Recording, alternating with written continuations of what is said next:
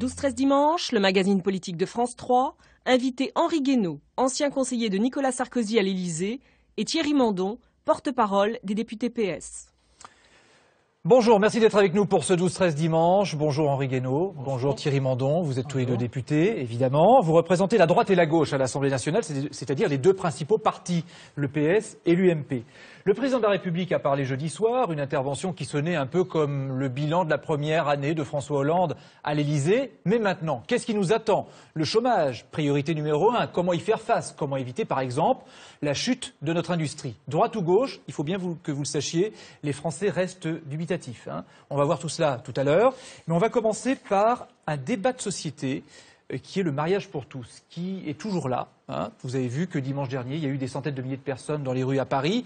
Et c'est un débat qui continue d'agiter la société, peut-être étonnamment. En tout cas, ça n'a pas l'air d'être clos. Ne craignez-vous pas que ce mouvement aille trop loin, avec des dérives, avec des choses qui pourraient braquer les Français, Henri Guénaud? Si, ce mouvement peut aller très loin, comme tout mouvement spontané qui vient des profondeurs du pays, il peut à un moment ou à un autre dégénérer dans le contexte dans lequel nous nous trouvons, c'est-à-dire un contexte de très grande tension. C'est un mouvement qu'on ne peut pas traiter avec des involtures. On ne peut pas dire qu'il ne s'est rien passé dimanche, comme on l'avait dit le 13 janvier. François Mitterrand n'aurait jamais traité ce mouvement, au fond, avec autant de mépris ou d'indifférence. Thierry Mandon, qu'est-ce que vous répondez, Henri Guénaud? Je dis que d'abord c'est un mouvement important. Moi je ne fais pas partie de ceux qui minorent la participation à ces manifestations, tant la seconde, donc dimanche il y a une semaine, que la première. En revanche je pense que c'est un mouvement qui en effet évolue et qui peut inquiéter. Il y a une base traditionnelle de mobilisation de ce mouvement, qui sont des hommes et des femmes de conviction, qui étaient dans la première manifestation, qui reviennent parce qu'ils se sentent heurtés par ce projet, à mon sens inutilement heurtés, mais qu'est-ce que vous voulez dire qu'il y a autre chose? Ça veut dire qu'il y a de la récupération politique derrière? Et puis, il y a à l'évidence deux couches supplémentaires dans ce second mouvement. Il y a d'abord une politisation plus grande du mouvement, c'est pas contestable. À cause de qui? Les parlementaires ou les responsables de l'UMP qui étaient en bien plus grand nombre dans cette seconde manifestation que dans la première. M. Guénaud, lui, était aux deux, donc il n'est pas en cause, mais il a vu un certain nombre de ses collègues absents aux premières arrivées. Et puis, à l'évidence aussi, un mouvement d'extrême droite très dur qui se greffe et qui essaye de créer un peu de trouble bien dommageable à la cause défendue. Si j'entends Thierry Mandon, il vous reproche aussi finalement à l'UMP de récupérer ce mouvement pour finalement gagner dans la rue ce que vous avez perdu dans les urnes. D'abord, il n'y a pas de récupération, c'est une question politique. C'est une question de société, mais qui se traite sur le plan politique. Il s'agit de contester une décision du gouvernement et de choisir ensemble les règles qui vont organiser notre société. Donc c'est une question politique au meilleur sens du terme. Mais c'est vrai que dans le contexte de crise que nous vivons, ce mouvement de protestation coagule beaucoup de mécontentement, et c'est d'ailleurs le risque que ne devrait pas prendre le gouvernement. Quand vous dites ça, c'est un conseil ou une menace? Comment? Non, c'est un constat. Parce que quand on entend Brigitte Bardot dire ça va péter, ça va monter, ça va etc. Est-ce qu'elle va pas trop loin là? Est-ce qu'elle est encore maîtrisable? Mais moi, je cherche. D'abord, j'ai jamais cherché à la maîtriser. Moi, je suis parlementaire, je suis responsable. Il y a des gens qui m'ont demandé dimanche dernier de prendre leur tête et de traverser la place de l'Étoile pour aller sur les Champs-Élysées. J'ai refusé, pensant que ma responsabilité, c'était pas d'organiser des heurts avec les CRS. Ça va quand même laisser des traces, ça, à gauche, non? À gauche? Non, je sais pas. Est-ce que vous ne risquez pas de payer dans les urnes à un moment? Écoutez, c'est un combat de conviction et c'est une réforme de société qui, là où elle a été faite dans les autres pays européens, a divisé à peu près comme elle divise aujourd'hui, pendant un temps en tout cas, l'opinion publique. Non, en revanche, moi j'ai envie de donner un message d'alerte à ceux qui commencent à politiser vraiment ce mouvement. Encore une fois, pas ceux qui expriment des convictions. Je pense que il faut qu'ils fassent attention. Mais vous visez qui quand vous dites ça? Je vise les dirigeants de l'UMP qui sont greffés avec à leur tête Jean-François Copé, qui en gros défilent avec des slogans en disant « Arrêtez avec ce mariage, parlez-nous du chômage ». Et la semaine qui suit à l'Assemblée nationale, dans la procédure des questions orales au gouvernement, là où vous pouvez interpeller le gouvernement, ne parle absolument pas du chômage, mais sur 11 questions, on pose 4 questions sur la manifestation et une question sur le chômage. On va en parler, nous, du chômage. Ces gens qui donc se servent des manifestants pour interpeller le gouvernement et en fait sur des bases qui ne sont pas celles que porte. Nous, on va en parler la ce midi du chômage, mais je voudrais juste qu'on écoute François Hollande jeudi soir qui a parlé justement des tensions dans la société. Je trouve qu'en ce moment, il y a une radicalité il y a une montée des excès, il y a une violence qu'on constate dans la rue, mais qu'on constate aussi dans l'expression. Je ne veux pas de cette République. Ma République, elle doit être exemplaire et apaisée. Thierry Mandon, vous souscrivez à ces propos, évidemment? Ah ben moi j'y souscris, mais je veux rajouter à ce que dit le président que bien souvent les, entre guillemets, élites de ce pays donnent le mauvais exemple. Moi je suis atterré, je suis nouveau parlementaire, élu il y a quelques mois, comme Henri Guénaud, je suis atterré du climat politique dans l'hémicycle. À cause de De qui, la encore façon une dont fois personne ne s'écoute et s'insulte. Atterré des invectives de M. Mélenchon contre X, contre Y. Je pense que si les Lui, il élus... n'est pas à l'Assemblée. Hein. Il n'est pas là. Si les élites ne donnent pas, politiques ne donnent pas l'exemple, il ne faut pas s'étonner que dans la société, Guénaud, ça qu'est-ce se que vous en crispe. pensez? Il y a un mauvais climat, mais je prouve tout à fait les propos du président de la République. Seulement, c'est son rôle. C'est son rôle d'apaiser. Et sur un sujet comme celui-ci, qui est un sujet de civilisation, pour prendre les mots de Madame Taubira, c'est une réforme de civilisation. On ne peut pas la faire passer comme une loi ordinaire et passer en force. Donc si le président veut apaiser, eh bien qu'il dise que ce sujet divise les Français, que c'est aux Français de décider. Le président de la République dirait on fait un référendum, il se grandirait. C'est la manière la plus forte de diviser les Français. C'est Non, la représentation les Français parlementaire est là pour échanger, elle prend le temps, elle argumente, elle essaie de se convaincre. Le référendum, c'est acter la division des Français. Non, le référendum par définition, c'est faire en sorte que la loi devienne la loi de tous parce qu'elle sera décidée par tous. Mais juste une remarque, si la majorité avait voulu cela, elle aurait fait comme pour les lois bioéthiques, on aurait réuni tout le monde autour d'une table sur un sujet pareil, l'opposition, la majorité, le centre, et on aurait dit voilà, on va essayer de trouver ensemble une solution. C'est pas ce qui s'est passé. Ce qui s'est passé a été une sorte de coup de force. J'ai la majorité, donc je décide, et taisez-vous. Voilà, un mot encore et on passe à autre chose. La majorité est complètement légitime. Le débat parlementaire n'a pas été encadré en termes de durée. Il a duré 15 jours pleins. Il se prolonge au Sénat, il revient à l'Assemblée. Donc les temps d'échange a été très très Et ça veut dire qu'il y aura encore d'autres manifestations. On va parler du chômage qui augmente depuis maintenant 22 mois consécutifs. Là, pour le coup, vous pouvez envoyer le bilan des uns et des autres à la figure. Tout le monde est dos à dos. Et pour en parler avec nous, Bruno Jeudi du Journal du Dimanche et Françoise Fressos du Monde nous rejoignent sur ce plateau. Bonjour à tous les deux. Le temps que vous vous installiez, je pose la première question. L'accord sur l'emploi signé entre le MEDEF et 3 syndicats qui va venir en débat, là, dans les jours qui viennent, à l'Assemblée nationale. Vous allez tous les deux le voter? Bien sûr. Non. Non, vous ne le voterez pas. J'ai décidé que je ne le voterai pas. Je vais d'ailleurs m'en expliquer dans une tribune à venir. Je ne le voterai pas parce que ce texte est un monstre juridique. Comprenez, on me dit c'est à prendre ou à laisser. Donc il y a 5 ou 6 ou 7 grands sujets et on est obligé de tout prendre. Mais c'est un accord de partenaires sociaux. Ben oui, mais moi je suis parlementaire, je ne suis pas partenaire social. Mais à droite, il y en a qui vont le voter. Oui, bien sûr, il y a des gens qui vont le voter, des gens qui vont s'abstenir, peut-être des gens comme moi qui ne vont pas le voter. Je ne vais pas le voter simplement parce que le projet de loi serait très différent de l'accord. Je vais le voter parce que le texte que j'ai devant moi ne me convient pas. Non, mais ce n'est pas le sujet. Le sujet, c'est le texte. Le sujet, c'est pas le principe. Le principe ne veut rien dire. Ça se juge sur pièce. Et ce texte est un monstre qui va rajouter encore des pages et des pages au Code du travail. On me demande de tout prendre. C'est à prendre ou à laisser? Eh bien non. Si c'est à prendre ou à laisser, je ne vais pas le voter. Et il y a au moins une mesure à l'intérieur qui fait que de toute façon, je ne peux pas voter ce texte. C'est le retour de l'autorisation administrative de licenciement. Thierry Mandon. Quand même, on croit qu'on va résoudre le chômage avec Thierry Mandon, qu'est-ce que vous attendez de cet accord? Plus de flexibilité pour les entreprises ou que les entreprises embauchent enfin, j'allais dire? Non, j'attends en effet que les entreprises aient d'autres choix quand la situation est difficile que le réflexe licenciement. Qu'elles puissent faire autre chose que licencier des salariés. C'est-à-dire que vous en attendez qu'elles ne licencient pas, mais pas forcément qu'elles embauchent. Mais d'abord, on commence, dans la période de crise dans laquelle on commence à dire dans le collectif de travail qu'est une entreprise, on a un problème, essayons de voir comment on peut traverser l'orage tout en gardant la force de travail. Je pense qu'il y a là une réserve de productivité à venir pour le pays très importante. Et cet accord, de ce point de vue-là, est essentiel. J'ajoute que nous avons appris vendredi que les signataires de cet accord, contrairement à tous les pronostics, sont majoritaires dans le pays et qu'ils représentent plus de 50% des partenaires sociaux du pays. Alors le chômage, c'est aussi très lié à la croissance. L'année dernière, les impôts ont augmenté du fait de la gauche comme de la droite. Et puis on voit que les déficits publics continuent malgré tout de se creuser.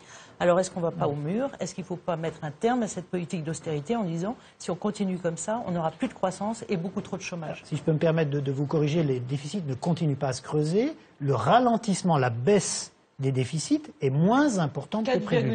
4,9%. Contre 5,5 l'année d'avant. Donc on est sur 4,5% de prévu. D'accord, mais on est sur une trajectoire de réduction des déficits plus difficile que ce qu'on pensait parce que la crise européenne est plus importante. Il faut persister. Est-ce qu'il y a d'autres politiques possibles? Stop à l'austérité. Voilà, c'est ça votre question et c'est ça le plus important. Est-ce qu'il y a d'autres politiques possibles? Il faut toujours se poser cette question, notamment en direction de l'Union européenne. Je crois que l'Union européenne, qui est en récession à la quasi-totalité des pays près, doit se poser la question de cette conjoncture et des moyens dont elle dispose pour rajouter un peu d'oxygène à une activité qui en a bien besoin. Est-ce que François Hollande doit faire le bras de fer avec Angela Merkel sur ce sujet précis? Je crois que le bras de fer est commencé, il n'est pas seul, mais la France a besoin de faire entendre sa voix pour, en effet, orienter plus la construction européenne vers la croissance et vers une monnaie qui soit compétitive. Henri Guénaud. Non, Thierry Mandon a raison, mais il reste très modéré par rapport à la situation et aux exigences de la crise actuelle. Il ne s'agit pas seulement de donner un peu d'oxygène. Il s'agit de savoir s'il est raisonnable ou totalement déraisonnable dans une période de récession qui confine à la déflation de faire des politiques restrictives dans tous les pays européens. Parce qu'on va finir dans la dépression, dans la grande dépression des années 30. C'est quand même le risque qui est devant nous. Vous parliez du climat tout à l'heure, mais si le climat est pourri, c'est parce que la situation économique se dégrade. Ça veut dire qu'il faut laisser filer les déficits? Mais c'est pas un problème de laisser filer les déficits, parce que les déficits, en s'y prenant comme ça, ils vont finir par se creuser davantage. Comprenez, s'il n'y a plus de croissance, s'il n'y a plus d'emploi, s'il n'y a plus de dépenses sociales pour secourir les chômeurs et plus de recettes qui rentrent dans les caisses, eh bien, les déficits finiront par se recreuser. C'est marrant, j'ai pas l'impression d'entendre un UMP quand Henri Guénaud parle. Non, mais moi, je regarde regarde l'histoire. L'histoire, c'est, rappelons-nous des leçons des années 30. Aujourd'hui, il convient que tout le monde s'en souvienne. Thierry Mandon. La leçon des années 30. Le syndrome des années 30. Le syndrome des années 30, c'est le syndrome de nations orgueilleuses au niveau européen qui se battaient les unes contre les autres. Au moins, avec la construction européenne et avec la monnaie unique, malgré toutes ces difficultés, nous avons un cadre collectif pour affronter ensemble les mêmes défis. En revanche, l'Europe en matière de croissance aujourd'hui, en effet, est en deçà de la main. Voilà. Il faut que les pays qui ont des marges de manœuvre, à commencer par les Allemands, fassent les efforts nécessaires pour redonner un peu d'oxygène à la croissance. En revanche, je constate, et il faut le souligner, que les déficits se réduisent. Pas suffisamment, mais se réduisent dans tous les pays soumis à la Revenons en 2013 et à la politique familiale. Jeudi soir, le président a annoncé que les allocations familiales seraient maintenues pour tous les foyers, mais les plus riches toucheraient moins que les plus pauvres. À quel niveau est-on riche, Monsieur Mandon, dans ce pays? Puisque c'est quand même la question qui va se poser pour vous, législateurs et membres de la majorité. Bien sûr, il appartiendra aux partenaires sociaux. 4 000, 5 000 euros. Il appartiendra aux partenaires sociaux. Je ne veux pas dire un chiffre de définir ce seuil, mais il semble c'est quand même la question qui se pose. Il semble logique que des familles qui ont beaucoup de moyens ne touchent pas le même montant que des familles la notion de beaucoup de moyens est assez floue. Finalement, le président ne la définit plus. Il avait parlé de 4 000 euros naguère. Et aujourd'hui, un député socialiste... un député socialiste constate qu'un chiffre national n'a pas grand sens. À 4 000 euros, un couple aujourd'hui qui a 4 000 euros qui vit à Paris, ce n'est pas un couple très favorisé. Ça veut dire que vous régionalisez la politique familiale? Ça veut dire que les partenaires sociaux devront définir le montant à partir duquel il faudra éventuellement... Henri Guénaud, qu'est-ce que vous pensez, vous, du principe que les riches touchent un peu moins en termes d'allocation familiale plutôt que les pauvres? Moi, j'ai deux remarques à faire. La première, c'est que on est en train de d'ébranler tous les fondements de notre politique familiale, qui est une des rares politiques qui marche vraiment. Et deuxièmement, ça me pose un problème par rapport à ce qu'est au principe de notre modèle républicain. Le modèle républicain, c'est qu'un certain nombre de prestations sont pour tout le monde. La sécurité sociale, c'est la sécurité sociale de tout le monde. L'école, c'est l'école de tout le monde. À l'école, on ne fait pas payer les riches, on ne fait pas payer les pauvres. Si vous mettez tout sous condition de ressources, alors, demain, la sécurité sociale ne sera plus que la sécurité sociale des pauvres, la politique familiale ne sera plus que la politique familiale des pauvres. C'est un risque, ça, Thierry Mandon. Et l'école ne sera plus que l'école des pauvres. Et on brisera le modèle républicain. Jamais, moi, je n'accepterai, sans m'y opposer de toutes mes forces, à ce qu'on remette en cause le modèle républicain. On va finir par faire le filet de sécurité minimum pour les plus pauvres, c'est-à-dire le modèle américain. Qu'est-ce que vous faites des 2 milliards de déficit? Mais vous croyez que ça va permettre de supprimer le déficit, mais c'est une blague. Non, alors, d'abord, j'observe que, je ne sais pas quel est le sport favori d'Henri Guénaud, mais on dirait qu'il est golfeur et que, finalement, les trous dans le budget de l'État, les trous dans la politique familiale, ça ne le dérange pas. Il faut rien toucher. Il faut rien toucher. Le modèle républicain est en train de s'effondrer parce que, financièrement, tous les régimes sont en déficit, mais il faut rien faire. Et pourquoi ils sont en J'observe déficit, que la Thierry mesure Mandon de mise sous condition de ressources des allocations familiales règle à elle seule plus de 50% des non. problèmes Parce qu'Henri financiers Guénaud n'a pas raison des de dire on est allocations. en train de changer de modèle. En revanche, là où il a raison sur un point. Il ne faudrait pas que des évolutions du système de politique familiale créent une situation qui fasse que demain on mettrait tout sous condition de ressources. Il n'en est pas question. Mais il faut être vigilant sur ce point. Alors, cette situation de Excusez-moi, crise... pourquoi il y a des trous partout? Il y a des trous partout parce qu'il n'y a, Parce que vous il y jouez a au plus golf. d'activité. Oui, peut-être, mais je joue très mal au golf, même s'il y a beaucoup de golf Ouais. dans ma circonscription.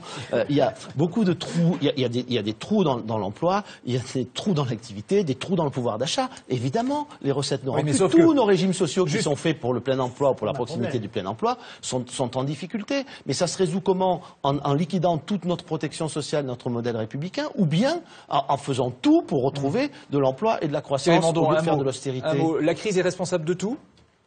Non. Non, je ne crois pas. Je crois qu'il y a la superposition de deux problèmes, une crise dont on a beaucoup parlé, et puis à l'évidence, un monde nouveau qui est en train de poindre sous nos yeux, qui est le produit de la mondialisation, du progrès technologique, des nouveaux modes de production, de la réorganisation des sphères de compétition économique, et qu'il faut à la fois répondre à la crise, mais en même temps avoir un coup d'avance sur la crise qui vient. En tout cas, cette situation de crise a aussi des conséquences politiques, on les a tous mesurées. Un président de la République et un gouvernement très bas dans les sondages, on le dit, on le répète. Une opposition qui n'en profite pas et le Front National qui est en embuscade. Autant dire que le temps presse pour les Français qui sont perdus. Je vais laisser à Françoise et à Bruno le soin de vous poser les premières questions. Bruno. On va venir d'abord sur l'année prochaine, il y aura un scrutin important, les municipales. Est-ce que pour la majorité présidentielle, c'est pas le scrutin de tous les dangers et le risque de se retrouver en 83, lorsque la majorité de l'époque, majorité de François Mitterrand, avait connu de graves revers et perdu de nombreuses villes? Est-ce que vous redoutez pas aujourd'hui deux sanctions très importantes pour votre majorité? Il faut dire que le risque existe. Le quinquennat a changé profondément la nature des élections intermédiaires.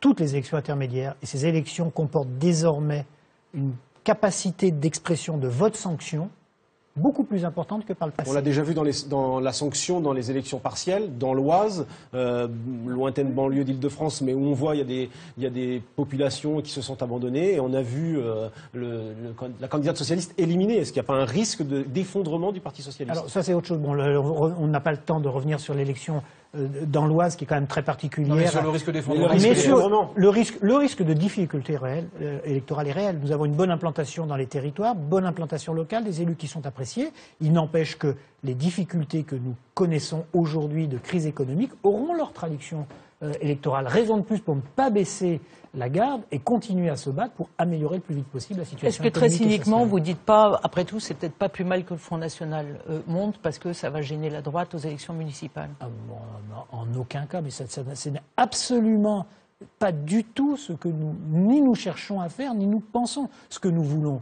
nous, c'est le plus vite possible laisser la crise et les difficultés économiques derrière nous. Mais Parce pourquoi- que nous pensons que dans le délitement de l'opinion publique, il y a à l'évidence les effets d'une crise économique et sociale qui se prolongent. Est-ce que à droite, Henri Guénaud, est-ce qu'il n'y a pas justement, Bruno Le Maire disait il y a quelques jours, il n'y a plus un mur entre le Front National et l'UMP, mais un simple lacet? Est-ce que vous reprenez à votre compte son expression? Non, il faudrait que j'en discute avec lui parce que Le risque je d'alliance, sais pas très bien ce que ça veut dire. peut-être, Non, entre enfin, l'UMP et moi, l'UFN? en tout cas pour ce qui me concerne, il n'y a aucun risque d'alliance, donc les choses sont très claires. Vous le refusez absolument? Oui, l'alliance, je la refuse absolument. Je passe pas mon temps à faire la guerre au Front National. Le Front National raconte ce qu'il veut. Il arrive qu'il dise des choses intelligentes, beaucoup de choses quoi, beaucoup par moins exemple intelligentes. Mais non, mais il y a des diagnostics qui sont pas absurdes sur la manière dont fonctionne l'Europe, sur les frontières. Bon, mais c'est pas pour ça que je me sens attiré par le Front National. Moi, je refuse toute alliance avec le Front National. Voilà, ces choses sont claires. Et le Front républicain, et je ça reste m'occupe- d'actualité pour l'un comme pour l'autre? Non, moi j'ai jamais été favorable au Front républicain parce que Et pour vous je trouve que Oui, c'est un bien sûr. mépris vis-à-vis des Tradition. électeurs. Voilà. J'ai pas appelé, moi je n'ai pas à dire aux électeurs ce qu'ils vont faire. Ils ont souhaité exprimer un refus, une contestation, une révolte. Eh bien, ils ont le droit de le faire. À nous de faire en sorte qu'ils aient moins envie de se révolter et moins envie de nous sanctionner. Henri Guénaud, quand vous attaquez les juges, par exemple, quand un juge met en cause Nicolas Sarkozy Non, dans c'est l'affaire pas pour ça Bettencourt, que je et l'ai que vous attaquez un juge, est-ce que vous ne contribuez pas à la montée du populisme en disant finalement tous les corps intermédiaires ou les juges ne sont pas respectables. Est-ce que vous Je n'ai jamais participez dit pas ça. à J'ai une dit sorte que- de turbulence du système? Moi, j'ai dit, vous savez, cette caractéristique, je suis un peu obstiné et je suis gaulliste pour autant qu'on peut l'être de nos jours. Je pense que les corps intermédiaires ont leur rôle à jouer dans la société. Ils n'ont pas à confisquer ni la parole du peuple, ni la souveraineté populaire. Et quand les corps intermédiaires, c'est arrivé si souvent dans notre histoire, le général appelait ça les féodalités. Bien, partent à la dérive, il est normal de les dénoncer. En l'occurrence, d'ailleurs, je ne Mais critique vous pas... ne mesurez quand même pas le risque, Mais parce pardon, que le c'est la risque, c'est le juge thématique qui l'a aussi pris. de Marine Le Pen, Le de juge, tout c'est envoyer balader. le risque, c'est le juge qui l'a pris en prenant cette décision avec une qualification des faits que moi je trouve salissante pour l'honneur d'un homme qui quand même a été notre président de la République pendant 5 ans. Donc ça salit nos institutions et à mes yeux ça déshonore la justice qui n'appartient pas aux juges mais à tous les Français. J'ai le droit de le dire, vous pouvez être en désaccord avec moi, mais je ne changerai pas d'avis. Sinon on ne peut plus rien dire. Ça rejoint On ne aussi peut la plus rien crise, dire, Thierry sinon. Mandon, parce que je le disais tout à l'heure, les Français, UMP ou PS, quand ils voient l'augmentation Il y a du pas que des chômage, Français au PS, hein. non, mais quand ils voient l'augmentation du chômage, par exemple, etc., ils se disent d'un gouvernement à un autre, c'est la même chose. Est-ce que ça aussi, ça favorise la montée du Front National? Et comment vous y répondez surtout? Je pense que les différences, on y a fait référence en tout début de reportage, mais on pourrait aussi en parler sur le plan économique et social. La gauche et la droite proposent aujourd'hui des politiques et des choix différents. Il y a une différence manifeste entre l'UMP et entre le PS. En revanche, je crois qu'il y a une chose qui nous sépare aussi, qui est très importante, c'est la conception qu'on a du pouvoir dans le pays. Monsieur Guénaud, que je respecte profondément, a une vision du pouvoir, du pouvoir qui est une vision verticale et qui finalement considère, et ça a une tradition historique et philosophique qui remonte à loin, qu'il y a le souverain, le peuple, et le dirigeant. Et puis que, en fait, ce qu'il y a entre les deux, les corps intermédiaires, c'est vraiment intermédiaire. Nous considérons, nous, que la démocratie, c'est une construction permanente, qu'il y a des valeurs, mais qu'il y a des architectes de la démocratie. En matière d'architecture, la majorité, on a rarement vu une partie de la gauche. Juste une petite remarque. Je dis, c'est le président de la République l'avait dit aux représentants de la manifestation pour tous. Le référendum n'est pas dans notre tradition, la tradition de la gauche qui représente. Voilà, c'est une différence très importante, mais très légitime aussi, et très légitime d'en débattre. On a rarement vu une partie de la gauche décrocher comme ça aussi vite après 10 mois d'exercice du pouvoir. Jean-Luc Mélenchon multiplie les coups. Après l'intervention du président de la République, il a dit l'Élysée étant l'Élysée, c'était pas la peine de faire un appel à un gars de gauche pour faire ça. Est-ce que, pour vous, c'est un problème de voir le front de gauche, une partie du PC, même une partie du PS, critiquer avec des mots crus, des mots drus François Hollande, et il n'y a pas un risque d'explosion, au fond, et que le PS se retrouve seul, finalement, à soutenir Hollande? Aujourd'hui, vous verrez sur l'accord interprofessionnel dont on parlait, la majorité parlementaire soutient le président et massivement. Plus massivement encore quand il s'est agi de ratifier le traité. En revanche, il est clair qu'à la gauche du Parti socialiste, je mets de côté M. Mélenchon, qui de toute façon vitupère en permanence, mais quand il s'agit d'aller aux élections universelles directes, sur son nom, comme par hasard... Le Parti communiste aussi, qui durcit le ton fortement. C'est pour ça, je mets de côté M. Mélenchon. Le Parti communiste qui appartient à une tradition a des points d'accord avec nous et de nombreux points de désaccord. Il est dommage que dans cette situation, nous n'arrivions pas plus à travailler ensemble, mais c'est un état de fait. On doit redresser le pays, on doit colmater des trous et des brèches qui sont béantes partout, et on a la responsabilité de le faire, trop seul, mais on l'assume. Pour conclure, vraiment en un mot, est-ce qu'il ne faudrait pas changer de gouvernement? Resserrer l'équipe gouvernementale, par exemple? Ça, j'en vois pas. Je pense pas que ce soit le sujet aujourd'hui. Le sujet, c'est la politique qu'on mène, les choix politiques et les actions qu'il faut compléter. Henri Guénaud, faudrait changer de gouvernement, Premier ministre? Je ne sais pas, ce que je crois, c'est que le pouvoir sous-estime gravement la gravité de la crise. Voilà. Vous pensez que c'est une crise de régime? Je pense que si on sous-estime la crise économique, sociale, culturelle, identitaire, eh bien, on peut aller vers une crise de régime. Oui, c'est le risque, et c'est le risque qu'il faut absolument éviter. Merci, en tout cas, Henri Guénaud. Merci Thierry Mandon d'être venu sur le plateau de ce 12-13 dimanche, une émission qui a été enregistrée exceptionnellement. Merci Bruno Jeudi. Je signale au passage que vous sortez, avec Carole Bargeon du Nouvel Observateur, le coup monté chez Plon, qui fait déjà beaucoup parler à droite, je vous le conseille, Henri Guénaud. Retour sur la bataille de l'UMP et comment ça s'est passé pour François Fillon. Mal. Et la thèse, c'est que c'était un coup monté. Et puis merci Françoise Fressos, vous avez coécrit un scénario d'un film de fiction, je le précise, que je vous conseille, il passera le 16 avril sur France 2. La dernière campagne, comment Jacques Chirac aurait pu s'immiscer dans la campagne présidentielle de 2012. C'est une fiction, rassurez-vous. Voilà, tout de suite, l'actualité de la mi-journée. Merci.